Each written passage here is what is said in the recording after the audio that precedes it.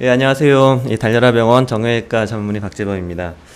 예, 오늘 이 성장에 대해서 여러분들께 말씀드릴 텐데, 이 사진 보면은 키 큰 여학생이 있고 키 작은 아이가 있죠. 그래서 여러분은 어느 아이에 속하고 있습니까? 모두 다 키 크고 싶은 사람이 되겠죠. 그래서 오늘 키 크고 싶니라는 제목으로 간단하게 설명을 드리려고 합니다. 네, 이 사진을 보면 그 결혼식 사진인데, 신랑 측 사람들과 신부 측 사람들의 사진을 한번 비교를 해보세요. 그러면 신랑 측 사람들 보면 여자들도 전부 다 플래시 슈즈 신고 있죠. 굽이 없는 신발.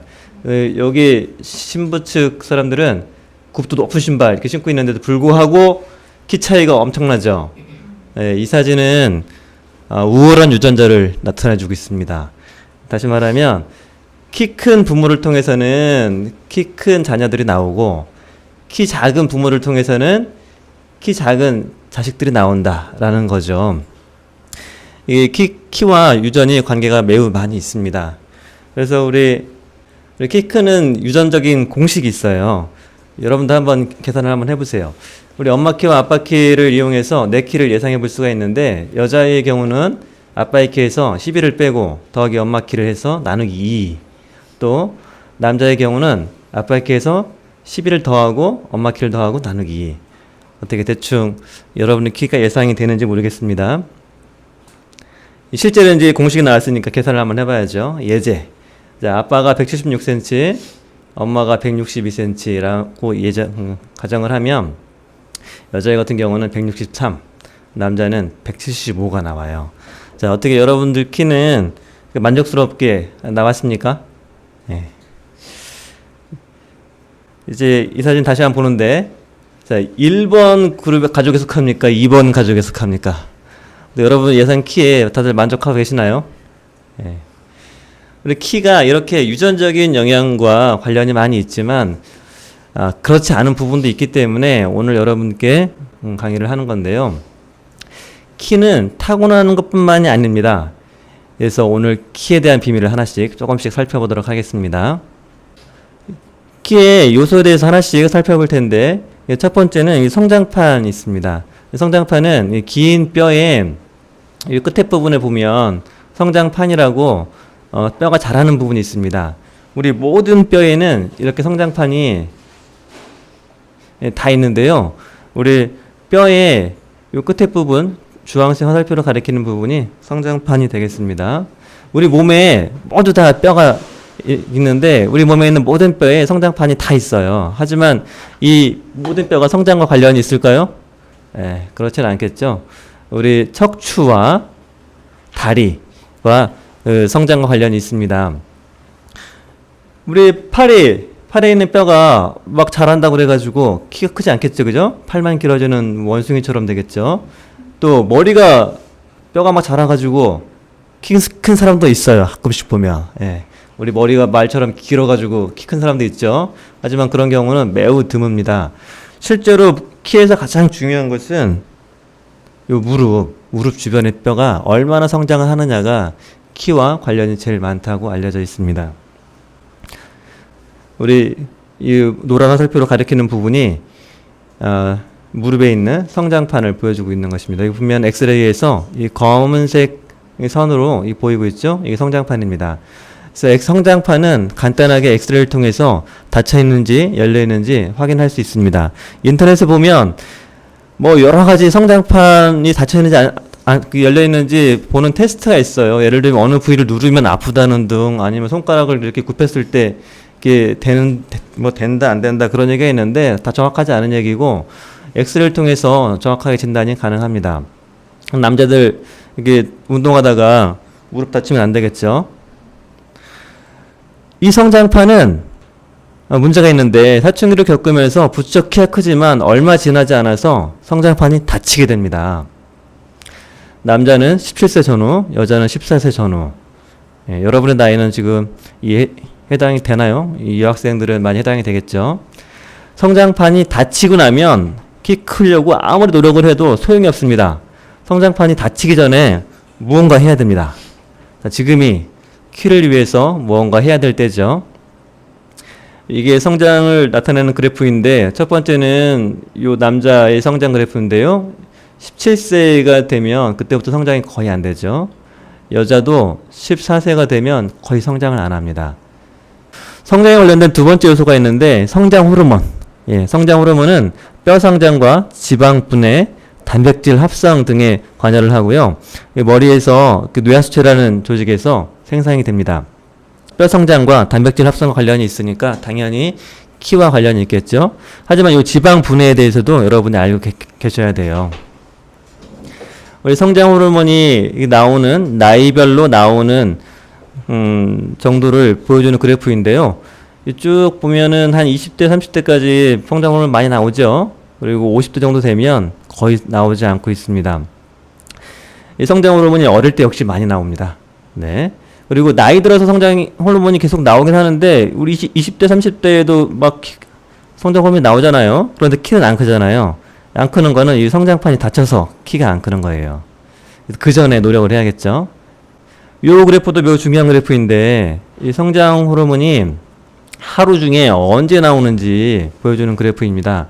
여기 보면 10시부터 막 나오기 시작해가지고 새벽까지 나오죠. 요 성장 호르몬은 밤에 잠잘 때 많이 나와요. 특히 10시에서 12시, 2시 요 사이에. 그러니까 이 전에 잠을 자야 됩니다. 그래서 9시에서 10시 전에 잠을 자는 게 성장에 매우 큰 도움을 줍니다.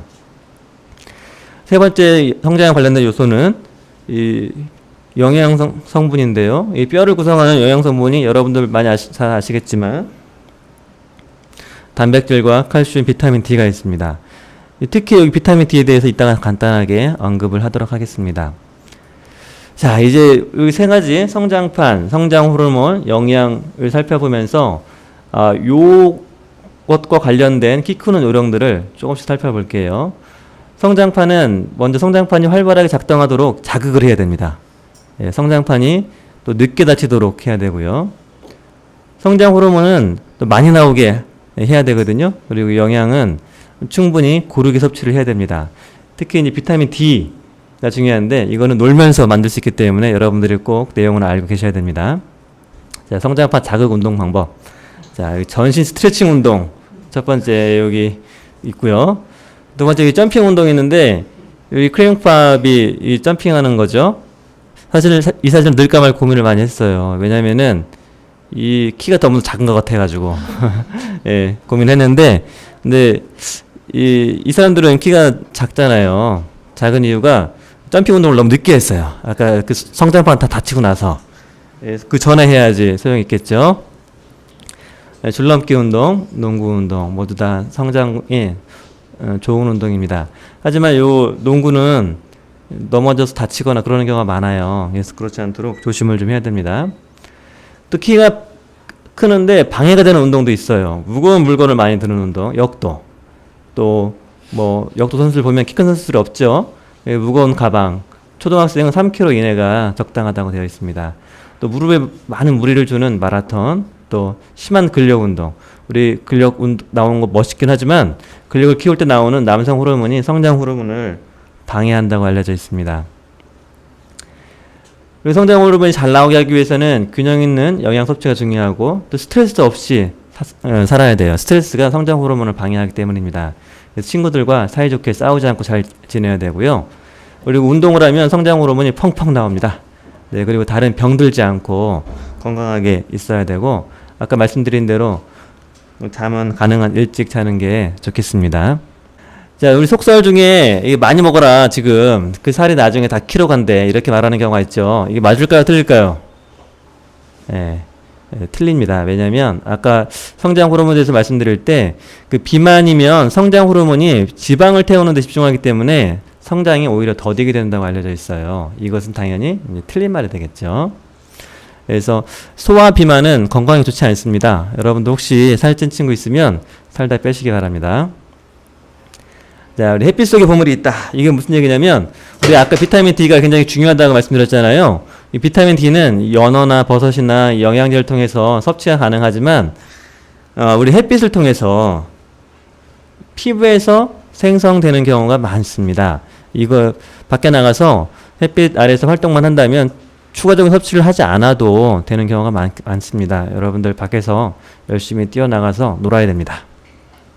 안에만 계시지 마시고요. 자, 이거 숨은 2cm 키를 찾아라인데요.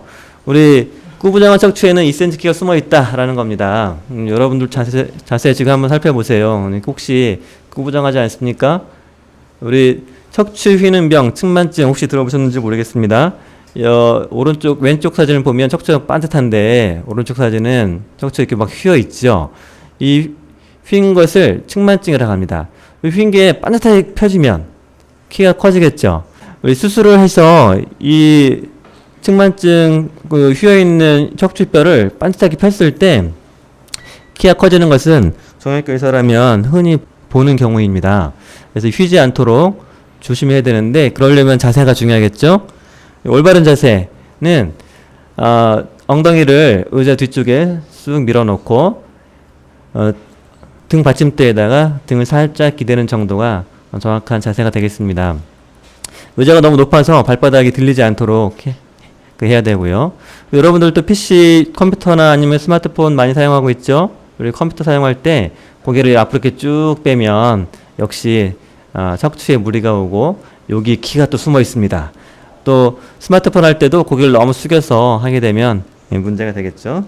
고개를 꼿꼿하게 세워서 해야 됩니다.